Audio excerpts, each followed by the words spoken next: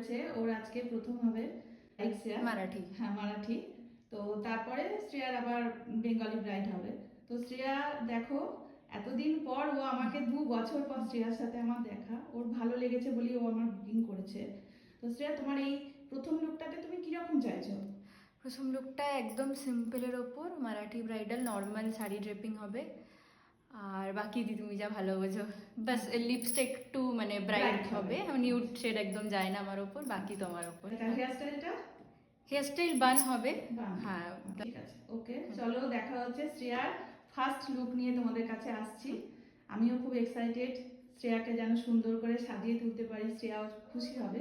হ্যাঁ একদম একদম একদম শ্রেয়া, ওকে। কই কাকে দেবো?